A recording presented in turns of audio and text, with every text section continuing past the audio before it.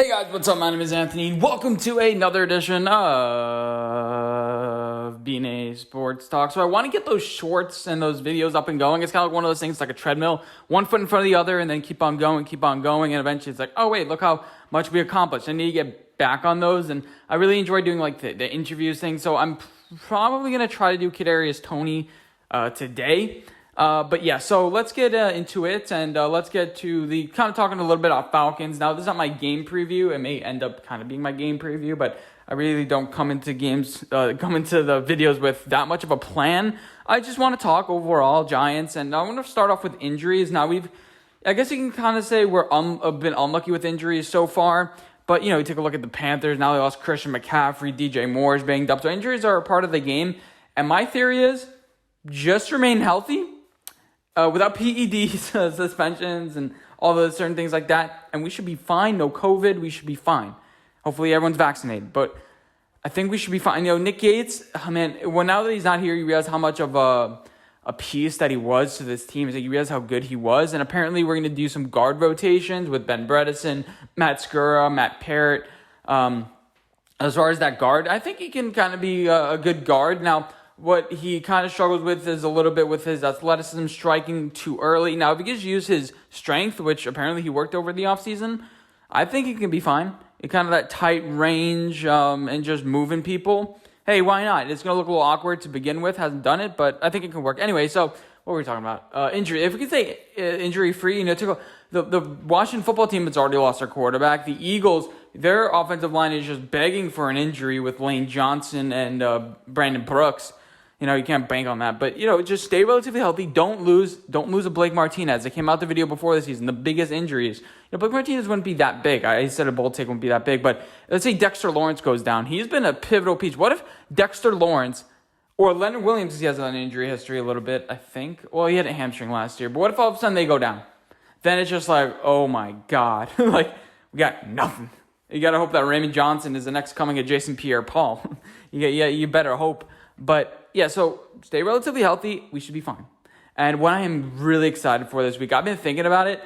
I'm gonna say now, the bold take. I don't know which segment this fits into, but Kadarius Toney is gonna score a touchdown this week, or he's gonna have a play, explosive play, 20 plus yards. I think it's 15 yards if for passing, explosive play. But he's gonna have 50 yards this week and a play above 20 yards. I'm really confident. I think they're just gonna give the ball to this guy, and he's gonna break out something. I really do think so, because their cornerbacks aren't that good. Apparently, they're going to have Isaiah Oliver move to the outside. I've heard some things about their other defense. No, they're not a good defense. Kadarius Toney is going to get a swing pass, and it's going to be great. I just feel it. Or it's just me being a delusional Giants-Gators fan. I am just so excited for this guy to just shut up the media. I know kind of it's something that's his fault. He's kind of bringing it to himself and whatever. He's going to be dramatic. But I just want that drama. It's going to be a really emotional day. So was September 12th with the Broncos 9/11 and the whole thing, the first thing back. But I really do think we're going to have a can of whoop ass versus the Atlanta Falcons. Now, this is not my official predictions video. I think we're going to win by at least 2 touchdowns. That's what I'm thinking, 24-2. Per se. I think that Daniel Jones is going to have a couple long runs. The options with this offense are just so much in a way. But I wish we had a better deep threat than the Darius Slayton. I wish we had a burner more like a Henry Ruggs. I'm not saying a Tyreek Hill, or a Deshaun Jackson, but we need a little bit of vertical stretching, and I think that's kind of a little thing messed with offense. But look how diverse our offense is. We have a good enough pass offense. We have a running game that in spots could work. But then you have a plurality of weapons. Kadarius Toney, Sterling Shepard. Take a look at the weapons that we have that we can go 5-yard people to death, I think. Especially if we can get a decent push up front, which I wish we had better guard play, but you can't have, I guess, that many things, but the offense isn't really that great. But you also have these weapons that Kenny Golladay, when he's not open, he's still open. I've heard some people, and it's a right point. This is not a unique opinion by me, but it makes sense. Throw some rainbows, Daniel Jones. Everything is not a bullet. Have a little bit more touch, which we've seen him do before. I think the Austin Mack throw last year. His name is Austin Mack, right? Remember him? Whatever happened to him? But he's shown he's able to show some touch on some passes. So Do that with Kenny Golladay. Just throw it up. He's better than any corner he's going to go up against. I'm expecting a big day from him. It's just there's a lot of yards with this offense that are willing to be taken from. Now, you take a look at last year, you're rolling out guys like Austin Mack, Golden Tate, and it's just like we're trying to squeeze every single juice out of the orange, and we're getting as much as we can out of this offense that we could possibly get, especially with the Saquon injury.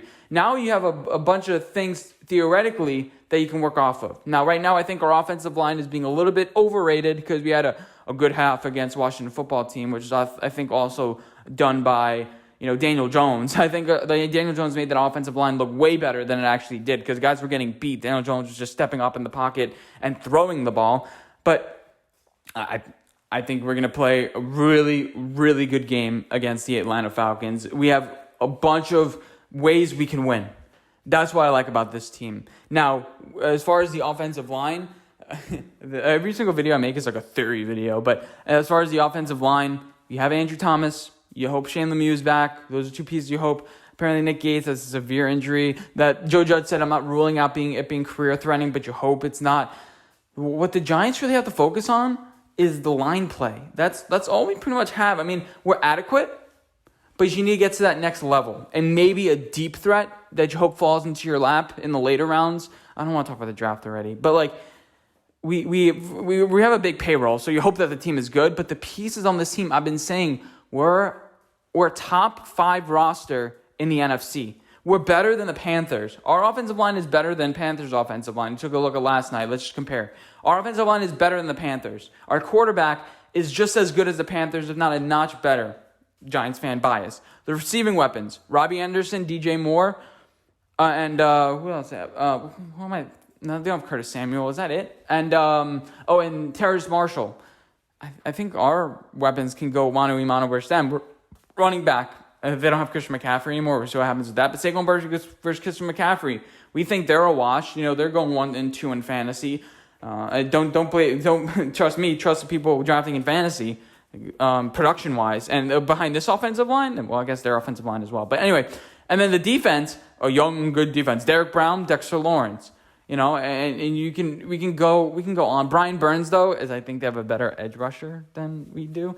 But our cornerbacks, who do they have as far as cornerbacks there that you're really scared of? Especially now with what's his name out, their first round pick, J.C. Horn. Like I think we can go. I think we're better than the Panthers, and they're a 3-0 team. They're a team that everyone says is a sleeper team, and we can go on up. We're a top 5 roster. And I think in the end, I'm starting to believe this now. My dad is old school. He's like, Jason Garrett's a good coach. He's doing... No, you go to any new person, like Steve Smith, he's like, they're not doing any fakes and stuff. I want Jason Garrett to be more creative. And I think if his job is on the line, I think if Joe Judge goes up to him and says, okay, you filled your role. You did the Daniel Jones fumbling problems. That's not, I won't say not no longer an issue, but something I think we could, hope that it's solved, not focus on it, because now he's deliberately putting 2 hands on the ball, and he's getting a little bit uptight. But now that you're gone, or you're gone, or now whatever, we need you to modernize this offense. We need you to do more things, because now we're comfortable in this offense. We've been in it enough. We don't need this conservative shit. We have talent. I guess that's why you want to be conservative and just trust the talent to get the ball to the receivers and go. But let's have some deeper routes. Let's attack deep down the field, which you've seen in spurts. I just want to see deeper plays, let's say about 50% more. I want to see that Slayton pass 50% more. Because then, if we wrap it around, that's where Kadarius Toney comes in. And that's where Kadarius Toney, I believe, will have a touchdown this week, 50 yards in total, and drop it for your fantasy. I just have a feeling that Kadarius Toney... I just can't wait. I'm pretty sure Odell's first touchdown was against the Atlanta Falcons. There we go. Odell Beckham, Kadarius Toney, SEC schools, top 20 picks. Let's go Big Blue, and see you guys in my next video. Bye, guys.